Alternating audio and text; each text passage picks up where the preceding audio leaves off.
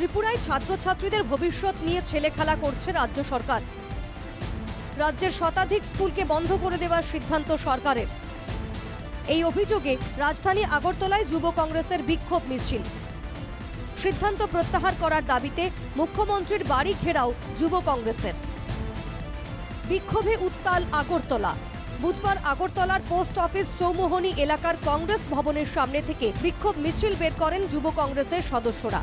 তাদের অভিযোগ, রাজ্যের বিভিন্ন এলাকায় প্রায় শতাধিক স্কুলকে বন্ধ করে দেওয়ার সিদ্ধান্ত নিয়েছে সরকার।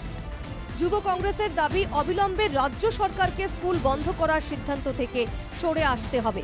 মিছিলে স্লোগান উঠল, শিক্ষামন্ত্রী শিক্ষামন্ত্রী শিক্ষামন্ত্রী ত্রিপুরা প্রদেশ যুব কংগ্রেসের সভাপতি নীলকমল সাহার নেতৃত্বে বিক্ষোভ মিছিল শহরের বিভিন্ন রাস্তা পরিক্রমা করে মুখ্যমন্ত্রী মানিক সাহার বাসভবনের সামনে এসে পৌঁছয়। মুখ্যমন্ত্রীর বাড়ি ঘেরাও করে বিক্ষোভ দেখাতে থাকেন যুব কংগ্রেসের সদস্যরা। রাজ্যের নানা প্রান্তে প্রায় 160টির মতন স্কুলকে বন্ধ করে দেওয়া হচ্ছে। কিসের স্বার্থে তা এখনো জানা নেই।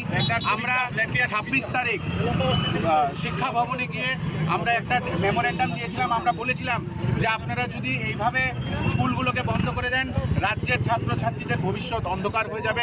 সেখানে ডাইরেক্টর ম্যাডাম আমাদেরকে বলেছিল এরকম কিছুই না, এটা একটা সার্ভে হয়েছে। কিন্তু তারপরে আমরা সংবাদ মাধ্যমেই খবর পেয়েছি যে রাজ্যের 160টি, পশ্চিমে এবং উত্তরে 170টি স্কুলকে বন্ধ করে দেওয়া হচ্ছে। আমরা এনএসইউআই এবং যুব কংগ্রেসের তরফ থেকে তার তীব্র প্রতিবাদ করি এবং ধিক্কার জানাই এই রাক্ষস সরকারকে, যেই রাক্ষস সরকার ধীরে ধীরে রাজ্যের ছাত্রছাত্রীদেরকে গ্রাস করছে এবং তাদেরকে অন্ধকারের দিকে ঠেলে নিচ্ছে। খবর পেয়ে বিশাল পুলিশ বাহিনী ঘটনাস্থলে পৌঁছয় এবং যুব কংগ্রেসের সদস্যদের চ্যাংদোলা করে বাসে তুলে আগরতলার এডিনগর এলাকার পুলিশ লাইনের মাঠে নিয়ে যায়। সরকার সিদ্ধান্ত প্রত্যাহার না করলে আগামী দিনে আন্দোলনের ঝাঁঝ বাড়ানোর হুঁশিয়ারি যুব কংগ্রেসের। আগরতলা থেকে সুদীপ নাথের রিপোর্ট, NK টিভি বাংলা।